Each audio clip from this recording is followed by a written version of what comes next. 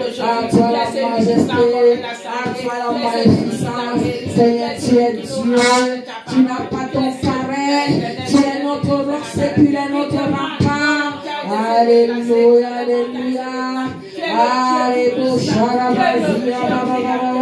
Mon Dieu, mon Père, manifeste ta puissance, Seigneur, nous t'aimons de tout notre cœur, de toute notre pensée. Tu es Dieu, tu es au-dessus du Cameroun, au-dessus du monde, au-dessus de nos familles. Tu as la première place à nos vies. Nous t'élevons, nous t'exaltons, nous t'acclamons. Acclame ce grand Dieu, acclame-le, tous des cris de joie.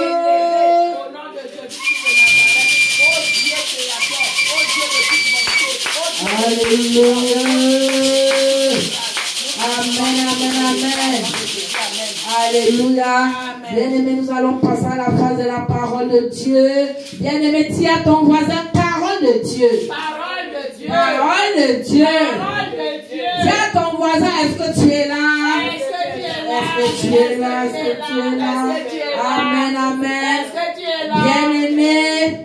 Alléluia. Amen. Tiens-toi, tu suis tes deux pieds, nous allons prier. Amen. Amen. Éternel, alors que nous entrons dans ta parole, nous venons, oh Dieu, déclarer que nous diminuons. Toi, tu crois en nous, nous disparaissons et nous te laissons la place. Parle à une personne ce matin, change un système de pensée. Tout auteur qui s'élève contre la connaissance de Dieu est renversé ce matin au nom de Jésus. Amen. Nous ramenons nos pensées captives au pays, à Christ. Seigneur, prends total contrôle de nos corps, nos âmes et nos esprits. Seigneur, ouvre notre intelligence, notre entendement, afin que quand la parole sort, qu'elle sort comme l'épée à double tranchant, qui va défendre l'âme et l'esprit pour aller jusqu'à la moelle jointure afin d'accomplir tes desseins. Mon Dieu, mon Père, oh Dieu, pendant que je vais parler, c'est toi qui parles. Oh Seigneur, touche un cœur. Amen, un cœur à repentance.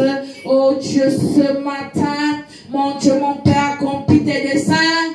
Oh, que quelqu'un, oh Dieu, naisse de nouveau. Dans les réseaux sociaux, pour toi qui m'écoutes, au nom puissant de Jésus, j'ai prié, je dis Amen. Amen. Oh. Amen, amen. Amen. Bien-aimés, ce matin, nous allons parler de la nouvelle naissance. Alléluia. Amen. Comme nous l'indique notre tableau, que je vais essayer de rapprocher. Amen, amen. Amen.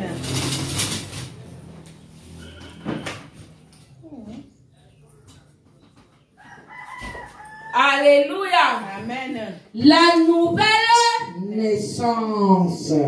Bien-aimé, tu vas me dire que la nouvelle naissance, c'est quoi? Est-ce que comme Nicodème, je vais encore demander que est-ce que je dois entrer dans le ventre de mon père ou de ma mère afin de naître encore une deuxième fois? Non. C'est naître d'eau et d'esprit. Amen, amen. Amen. La nouvelle naissance, c'est naître d'eau et d'esprit. Parce que la première naissance, tu nais de ton père et de ta mère. Amen, amen. Et tu as le sang de ton père. C'est ça qui coule dans tes veines, tes tissus. Amen. Maintenant que tu nais de Dieu, tu dois avoir le sang de Jésus en toi. C'est ça qui doit couler en toi. Et ton vêtement doit être tacheté du sang de Jésus. Est-ce qu'on se comprend? Pendant que tu es dans la première naissance de tes parents, tu as le péché originel, le péché d'Adam et Ève qui salit ton vêtement. Ton vêtement est sale. Est-ce que tu comprends la différence? Avec la nouvelle naissance, ton vêtement devient blanc, tacheté de sang. Parce que c'est le sang qui purifie ton vêtement. Amen. On voit déjà une différence nette. Alléluia. Amen. Bien-aimé, quel est le but? Pourquoi est-ce qu'on parle de nouvelle naissance? C'est parce que, alléluia, Amen. il faut que l'homme corrompu par le péché ait l'opportunité d'être recréé à l'image de qui? À l'image de Dieu. C'est ça l'opportunité qui doit être donnée à l'homme de péché, l'homme qui est qui est mort, l'homme qui est un ossement desséché, parce que la Bible déclare, tous ont péché et sont privés de la gloire de Dieu. Comme on est donc privé de la gloire de Dieu, qu'est-ce qu'il faut faire? Il faut naître de nouveau pour que la gloire de Dieu vienne à nous. Amen, amen. C'est-à-dire que il faut que l'homme corrompu par le péché ait l'opportunité d'être recréé par Dieu. Alléluia. Dans la justice et la sainteté. Amen. Qu'est-ce qu'il faut encore? Il faut réconcilier l'homme de péché là avec Dieu. Est-ce que tu comprends ça?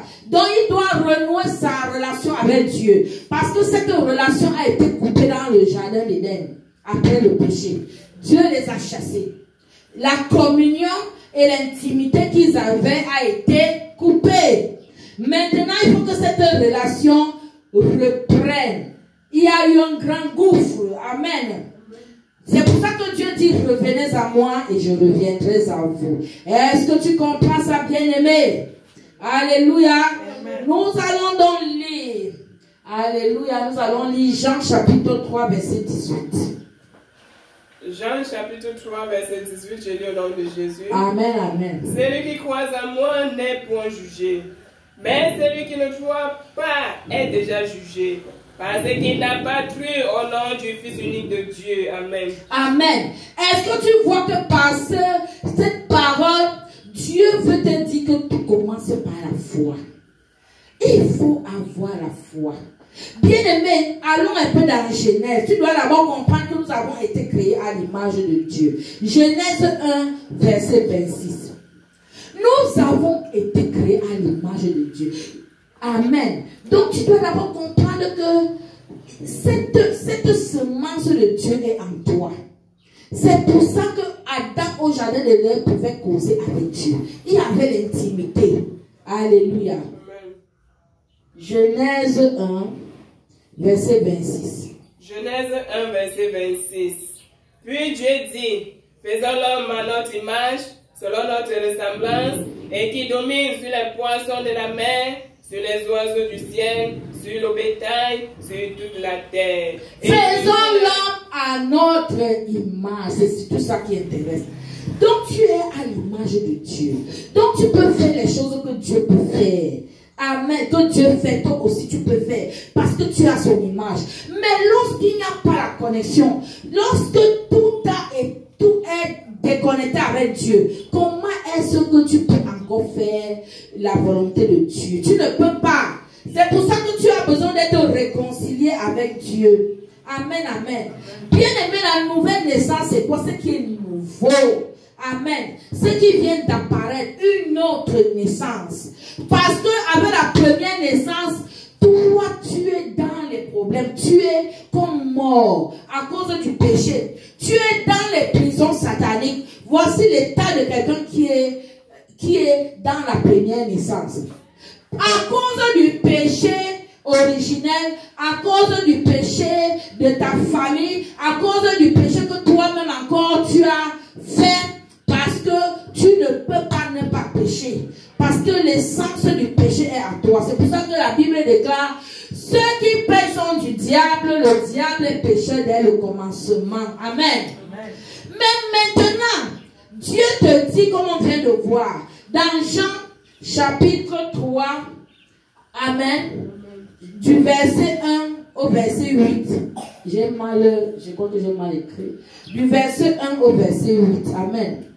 Que nous lisons encore.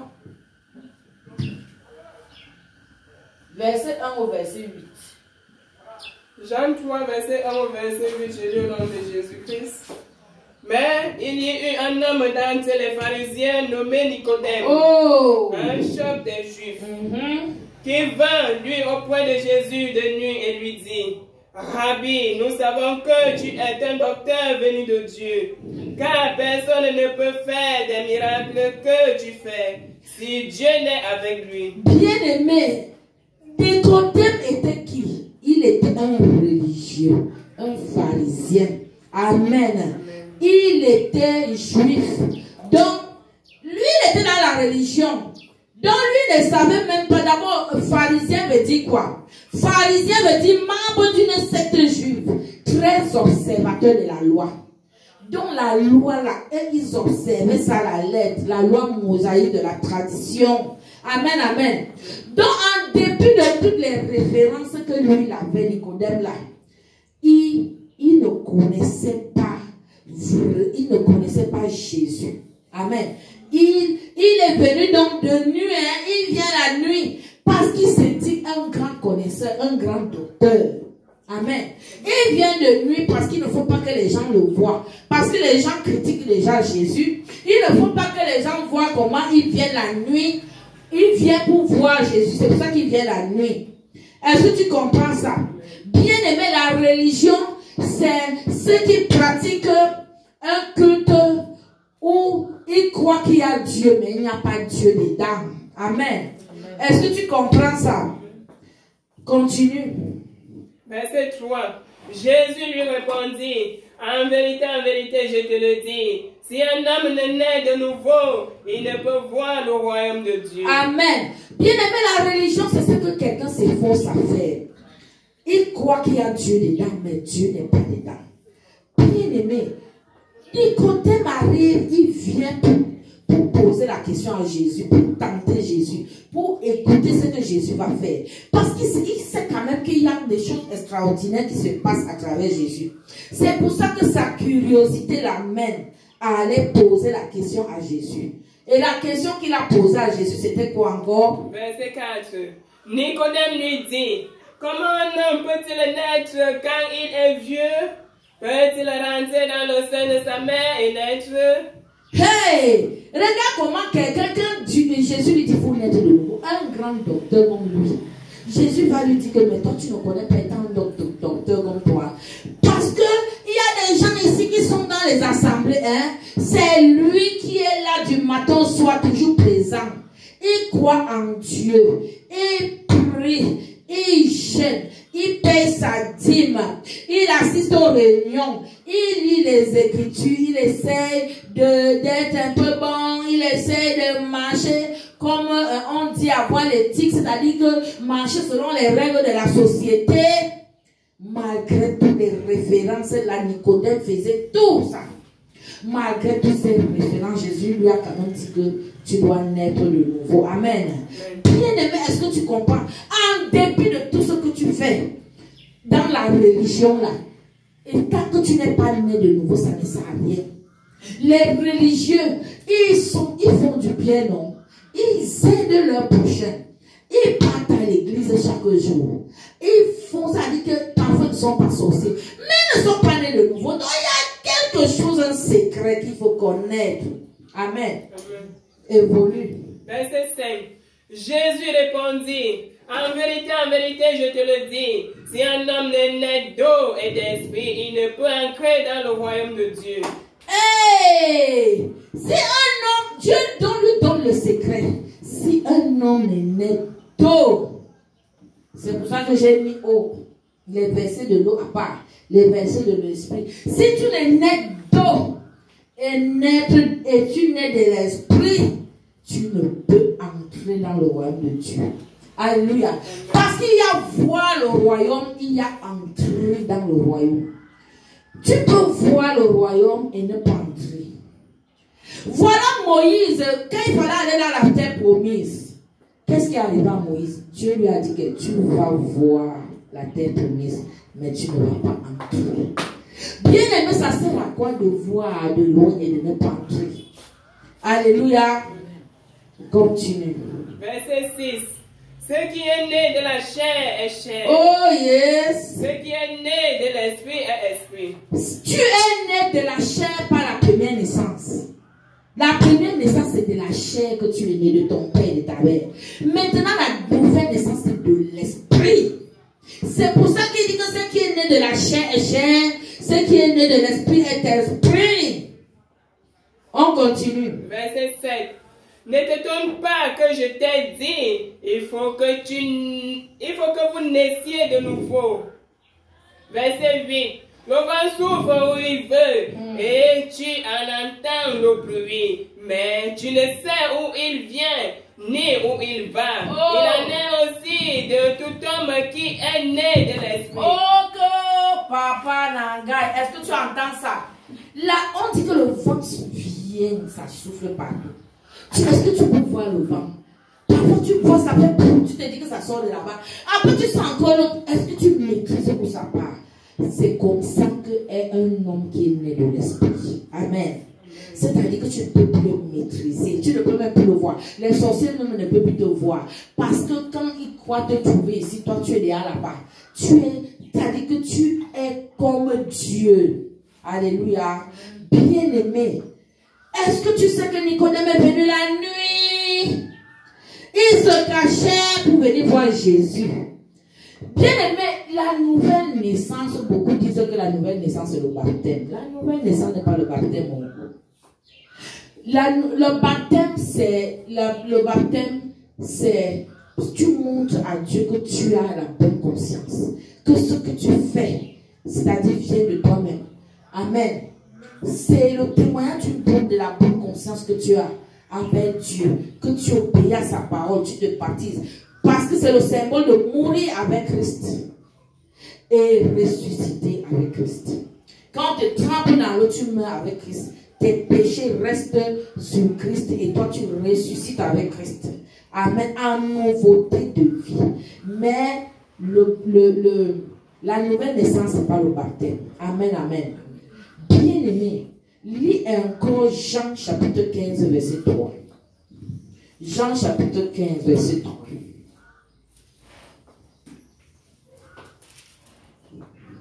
Jean 15, verset 3. Déjà vous êtes purs à cause de la parole que je vous ai annoncée. Hein? Déjà vous êtes comment? Purs. Purs à cause de la parole que je vous ai annoncée, bien aimé. C'est la parole qui fait tout.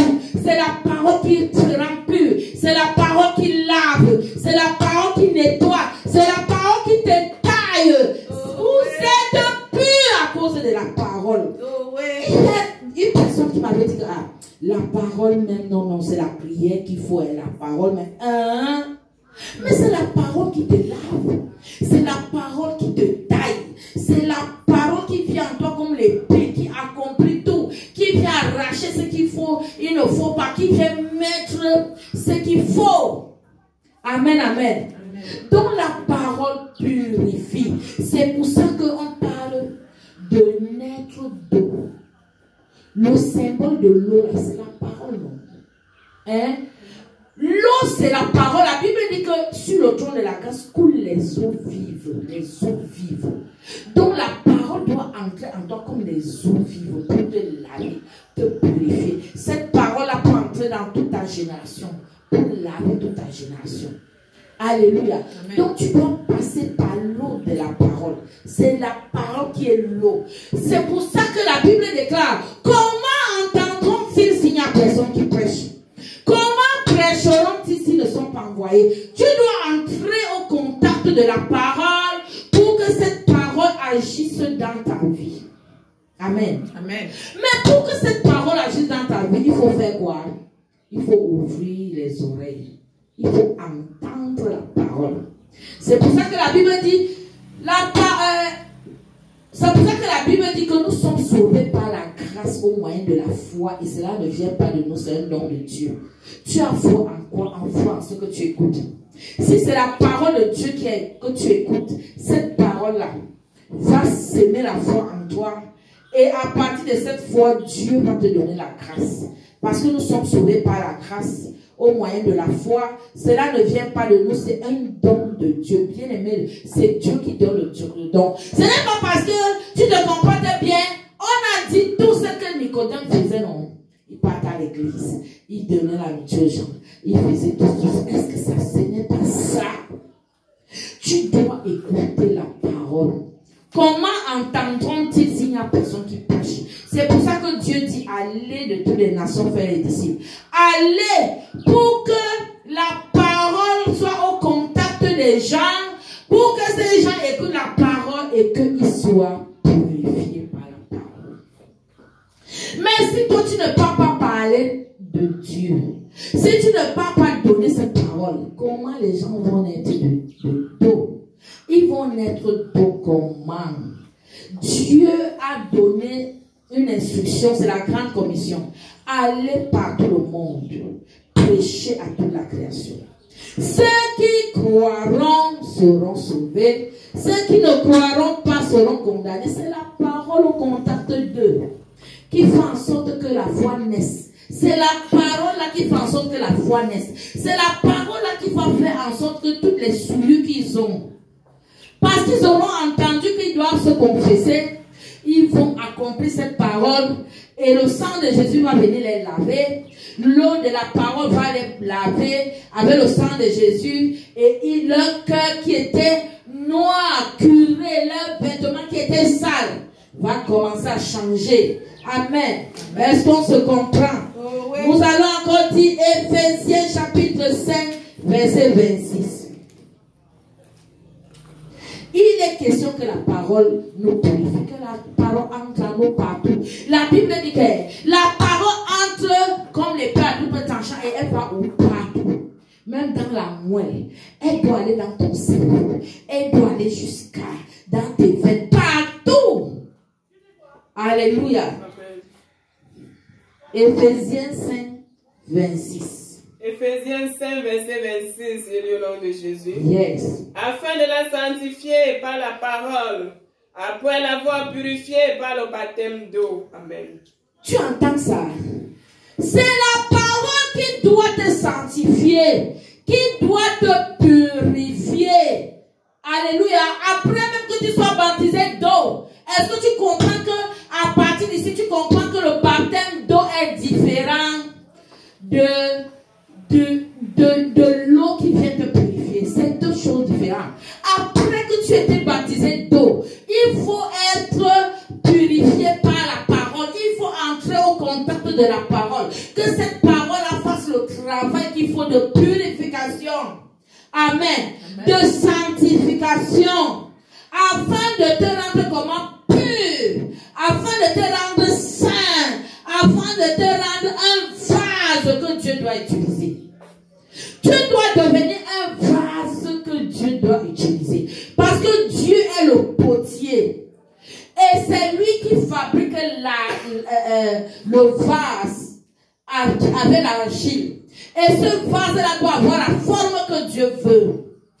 C'est pour ça que quand tu n'es pas content de la parole, si tu es dans une assemblée où on dilue la parole, où il y a seulement les prophéties, c'est pour ça que tu vois les gens ne sont pas nés de nouveau. Ils sont là comme ça, ils pullulent dans la salle.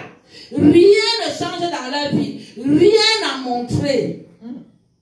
Alléluia. Amen. Parce que tu n'es pas au contact de la parole qui donne la vie, la parole qui purifie. Amen. Oh. Alléluia. Amen. Nous allons lire Ézéchiel 36, verset 25. Alléluia. Et le Ézéchiel 36, verset 25. Ézéchiel 36, verset 25, je lis au nom de Jésus. Amen. Je répandrai sur vous une eau pure. Je répandrai sur vous une eau pure. Et vous serez purifiés. Et vous serez purifiés. Je vous purifierai de toutes vos souillures. Je vous purifierai de tous vos souillures. Et de tous vos idoles. Et de tous vos idoles. Bien-aimé, est-ce que tu comprends que tu dois être au contact de la bonne parole? Si tu es où il n'y a pas la parole, tu risques de rétrograder et d'aller en enfer. Parce que la parole là, la parole te manque. C'est pour ça que quand tu es dans une assemblée où on ne dit pas bien la parole, où ce n'est pas la parole de vérité, tu auras les problèmes. Et Satan va venir te cribler comme du froment. Parce que tu ne seras pas né d'eau et d'esprit. La parole n'aura pas fait le travail qu'il faut. C'est pour ça que dans cette assemblée, les gens sont malades. Dans la religion. Et ils ont tous les maladies du monde. Et les cancers, et les ceci. La parole ne vient pas pour chasser ça. C'est la parole qui doit guérir. C'est la parole qui doit venir te purifier. C'est-à-dire tous les souillures là, c'est toutes ces maladies. C'est tous ces problèmes là qu'il y a dans ton corps, ton âme et ton esprit que la parole doit venir dégager.